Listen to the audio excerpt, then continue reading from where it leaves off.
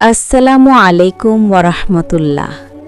প্রিয় ভাই ও বোনেরা, আজ আমরা এমন একটি বিষয় নিয়ে কথা বলবো যেটা ছাড়া আমাদের নামাজই শুদ্ধ হয় না। আর সেই বিষয়টি হল পবিত্রতা, অর্থাৎ তাহারাত। অনেক মানুষ নামাজ পড়েন, কিন্তু নামাজ কবুল হচ্ছে কিনা এ নিয়ে কখনো ভাবেন না। কারণ আমরা ভুলে যাই নামাজের প্রথম শর্তই হল পবিত্রতা।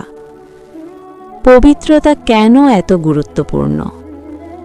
আল্লাহ তাআলা কোরআনে বলেন, নিশ্চয়ই আল্লাহ পবিত্রতা অর্জনকারীদের ভালোবাসেন। অন্য আয়াতে আল্লাহ বলেন, আর তোমার কাপড় পবিত্র রাখো। প্রিয় ভাই ও বোনেরা, যে আল্লাহর সামনে আমরা দাঁড়াই তিনি পবিত্র, আর তিনি চান আমরাও পবিত্র হয়ে তার সামনে দাঁড়াই। পবিত্রতা মানে শুধু পানি দিয়ে ধোয়া নয়। অনেকেই মনে করেন শুধু অজু করলেই পবিত্রতা শেষ। না, ইসলামে পবিত্রতা তিনটে স্তরে। ১. শরীরের পবিত্রতা। ২.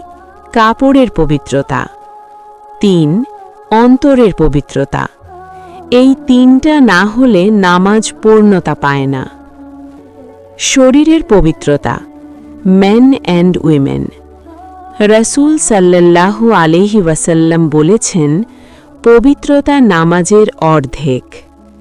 শরীরের পবিত্রতার মধ্যে পড়ে পেশাব পায়খানার পর ভালোভাবে পরিষ্কার হওয়া, নাপাক কিছু শরীরে লেগে থাকলে তা ধুয়ে ফেলা, ফরজ গোসল প্রয়োজন হলে গোসল করা।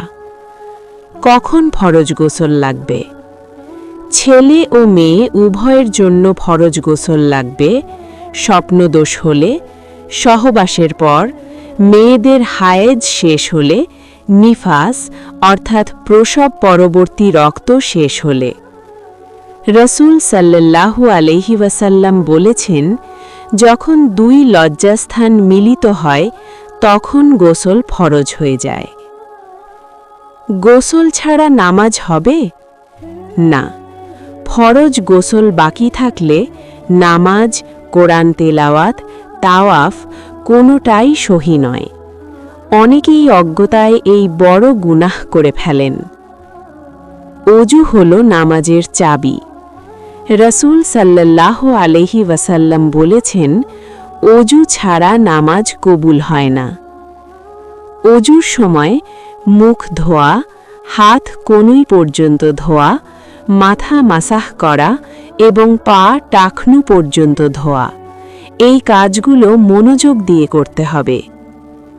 কাপড়ের পবিত্রতা। নামাজের সময় যে কাপড় পরে নামাজ পড়ছেন সেটা নাপাক হলে নামাজ হবে না। পেশাবের ছিটা, রক্ত, মদ, শূকরের ময়লা এসব লাগলে কাপড় ধুয়ে নিতে হবে। আল্লাহ বলেন, আর তোমার কাপড় পবিত্র রাখো। তাহলে বন্ধুরা, আশা করি বিষয়টি গুরুত্ব দিয়ে নিতে পারবেন। নামাজের জায়গা পবিত্র হওয়া। শুধু শরীর আর কাপড় নয়, নামাজের স্থানও পবিত্র হতে হবে। নাপাক জায়গায় নামাজ সহি নয়। মেয়েদের জন্য বিশেষ কিছু কথা। প্রিয় বোনেরা, হায়েজ অবস্থায় নামাজ নেই, কিন্তু হায়েজ শেষ হওয়ার সাথে সাথে ফরজ গোসল, পরিষ্কার কাপড়, অজু, এরপরই নামাজ শুরু করতে হবে। হায়েজ শেষ হলেও গোসল না করে নামাজ পড়লে নামাজ কবুল হবে না। অন্তরের পবিত্রতা। শুধু বাহিরের পবিত্রতা নয়, অন্তরের পবিত্রতাও জরুরি।